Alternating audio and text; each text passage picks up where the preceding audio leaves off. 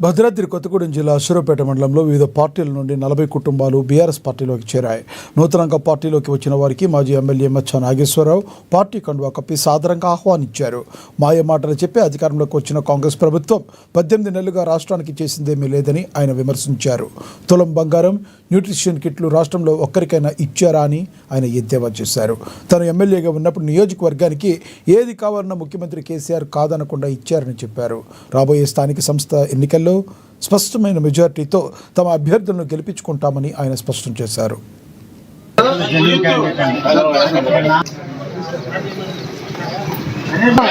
కేసీఆర్ గారి నాయకత్వం, లచ్చా గారి నాయకత్వం, కేటీఆర్ గారి నాయకత్వం.